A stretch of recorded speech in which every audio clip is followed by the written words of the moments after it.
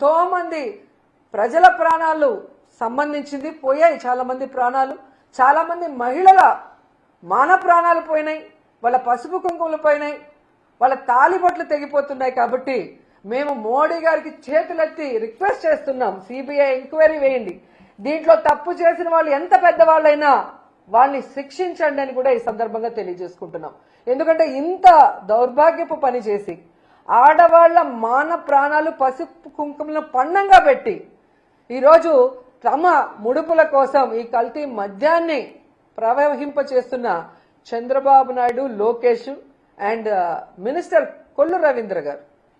ఎందుకంటే ఈ కొల్లు రవీంద్ర గురించి మనం చెప్పుకోవాలి. ఈయన మైన్స్ కి వైన్స్ కి రెండింటికి మినిస్టర్ గా ఉన్నాడు. ఈయన సిగ్గు లేకుండా మాట్లాడతాడు.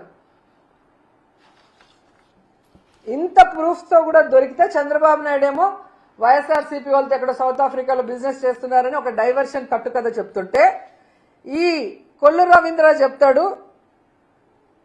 ఈ కల్తీ మద్యం తయారు చేసింది మేం కాదు, వైఎస్ఆర్సీపీకి చెందిన వాళ్ళు అని. నేను సూటిగా అడుగుతున్నాను కొల్లు రవీంద్రని, చంద్రబాబు నాయుడిని, లోకేష్ని, వైఎస్ఆర్సీపీ వాళ్ళు 16 నెలలుగా కల్తీ మద్యం చేస్తుంటే మీరు గాడిదలు కాస్తున్నారా? మీ ప్రభుత్వం నిద్రపోతుందా అని నేను అడుగుతున్నా. అండ్ ఈరోజు కొల్లు రవీంద్ర గారి కళ్ళు కాకులు ఎత్తుకుపోయినట్టున్నాయి. ఈ కల్తీ మద్యంలో వచ్చిన ముడుపుల వల్ల కళ్ళు బైర్లు గమ్మినాయి అనుకుంటా.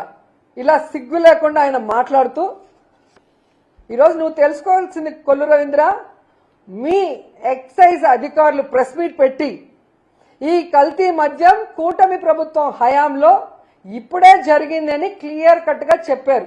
ఆ ప్రెస్ క్లిప్పింగ్ లో ఒకసారి చూసుకుంటే నీకు బుద్ధి వస్తుందని కూడా ఈ సందర్భంగా తెలియజేసుకుంటున్నా. ఎందుకు కొల్లు రవీంద్ర గురించి మాట్లాడాల్సి వస్తుందంటే ఈయన పైకి చాలా గొప్ప వ్యక్తిలాగా మాట్లాడుతున్నాడు, చేసిన తప్పులు సరిదిద్దుకోకుండా. ఇటు వైన్స్ లో అటు మైన్స్ లో ఈ రాష్ట్రాన్ని గుండు కొరిగిచ్చేస్తున్నాడు. ఎందుకంటే నగిరిలో మేము చూస్తున్నాం, కొండలు కొండలు కరిగిపోతున్నాయి. ఈడొక దొంగ ఉన్నాడు ఎమ్మెల్యేగా, కొల్లు రవీంద్ర అండతో ఇక్కడ వీడు కాన్స్టిట్యున్సీకి రాడు, ప్రజలకి పని చేయడు, ప్రజలకి వెల్ఫేర్ ఇవ్వాలన్న ఆలోచన లేదు. ముఖ్యంగా ఇక్కడున్న పవర్ లూమ్ వాళ్ళకి 500 యూనిట్స్ ఫ్రీ కరెంట్ ఇస్తామని చంద్రబాబు నాయుడు వీడు వాగ్దానం చేసి ఎగ్గొట్టింది కాకుండా సిగ్గు లేకుండా పవిత్రమైన అసెంబ్లీలో ఫ్రీ కరెంట్ ఇచ్చినందుకు థ్యాంక్స్ అని చెప్పి అసెంబ్లీని కూడా ఏమార్చిన పెద్ద దొంగ ఇక్కడున్న నగిరి ఎమ్మెల్యే భానుప్రకాష్. సో ఈ కొండలన్నీ కరిగించి ప్రజలు ఈరోజు నోరు కొట్టుకుంటున్నారు, ఇలాంటి వాడిక మేము ఓటేశామని.